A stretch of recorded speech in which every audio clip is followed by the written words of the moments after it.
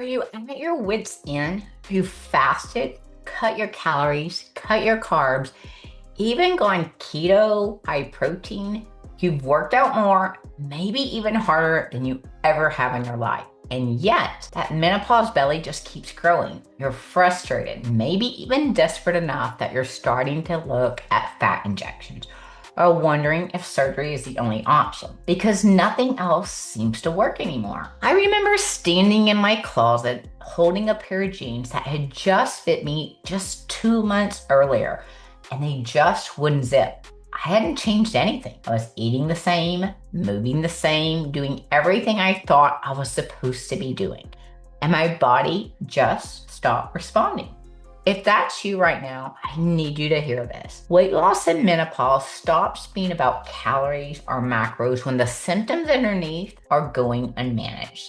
And there's one piece of this that has nothing to do with food at all. I'm going to walk you through the shifts that finally got my body responding again, including that missing piece. And if you're listening, you're recognizing some of these same signs in your own body. I've linked my free hormone quiz below down in the description. It only takes about 2 minutes and it can help you start connecting the dots between the symptoms you're experiencing and the hormonal patterns that may be showing up. But first, let me show you what changed everything for me, because it was never about the effort. It was the order. Most of us are following weight loss advice that was built for a body that isn't dealing with the hormonal changes that come with perimenopause and menopause. So we keep doing more calorie cutting, more fasting, more macros, more workouts. And when the body doesn't respond, we assume we need to try even harder. I lost 20 pounds during perimenopause and have kept it off for over 15 years. And it only happened once I stopped trying and started paying attention to the sequence. Here's where I see so many women accidentally make things worse before they even realize it. The scale. I used to weigh myself every single day. I have clients coming to me weighing themselves 2 or 3 times a day. So I want you to think about this. How often are you weighing yourself? Has it become automatic? You're up in the morning, you go to the bathroom, and then straight to the scale to see what it says. And whatever the number says can determine how you feel about yourself for the rest of the day. If it's down, you're doing great. If it's up, suddenly you're thinking, what did I eat yesterday? Do I need to cut my carbs today? Should I skip breakfast? Do I need to work out harder? That's not healing. That's reacting. And every time that number causes more worry, more restriction, or more stress, you're moving further away from actually listening to what your body is trying to tell you. Because stepping on the scale 3 times a day isn't going to tell you why you're waking up at 2 or 3 in the morning. It isn't going to tell you why your cravings are getting worse. It isn't going to tell you why your belly isn't chasing even though you're eating the same you were used to. The number is not the problem. The problem is what is happening underneath the number. So you don't need more discipline here. You need a different starting point. This is one of the biggest mistakes I see women make. And it isn't simply about eating more protein. It's about how you're putting food together. We're constantly being told to eat more protein, increase your protein, hit your protein goal. And yes, protein matters. But simply pushing protein higher doesn't automatically fix what's happening with your blood sugar, your cravings, your energy, or even your digestion. What I want women to learn first is how to put food together. Protein, fat, and fiber together. Think about a banana eaten by itself, an apple by itself, a bowl of oatmeal by itself, even Greek yogurt eaten alone as a snack because it feels healthy. Instead of asking, is this food healthy? I want you asking, what am I pairing it with? Because the combination of food you eat affects how that meal or snack impacts your blood sugar, your hunger, and how satisfied you feel afterwards. I had a client who had been eating oatmeal every morning for years because she thought she was doing everything right. We didn't take the oatmeal away.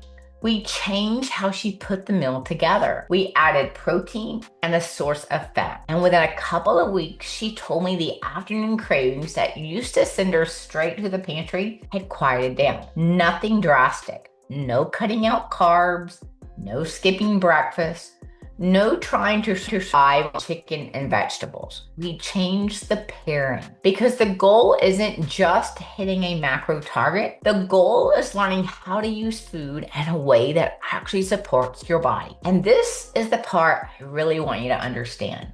Your body has been leaving clues. Waking up in the middle of the night, constipation, brain fog, mood changes, feeling overwhelmed, hot flashes, that belly that suddenly seems to be showing up around your middle.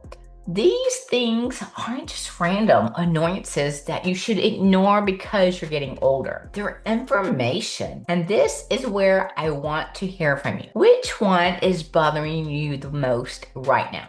Is it the belly fat, the cravings, the sleep, or the hot flashes? Being overwhelmed?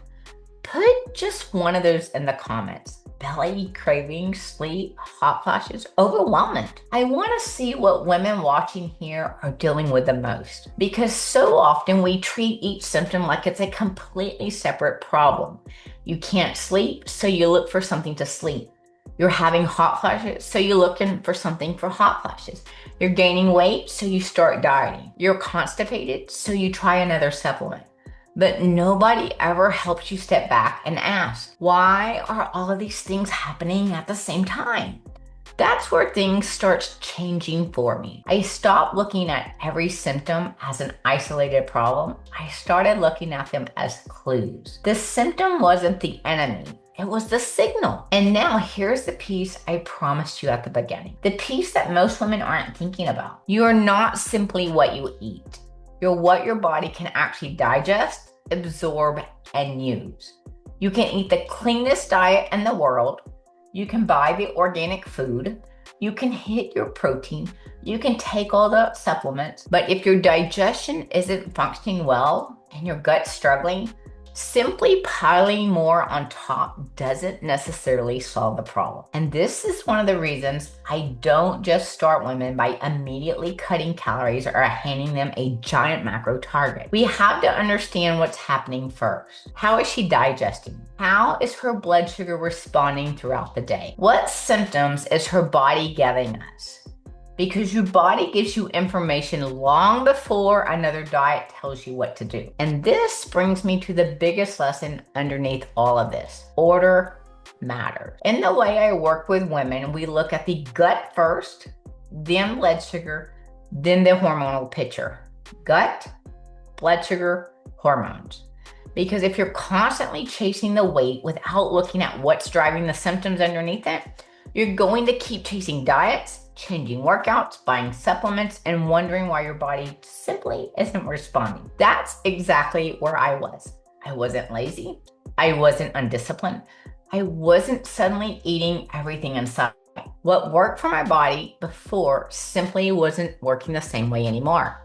And I needed to understand why before I could know what to change. So if you're sitting there thinking, okay, Michelle, but how do I know what's actually going on with me?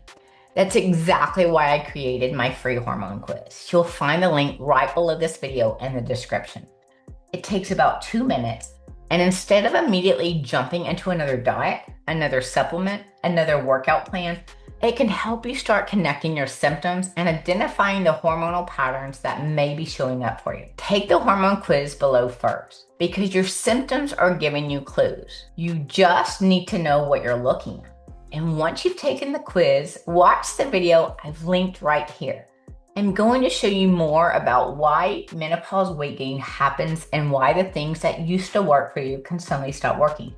I'll see you in the next video.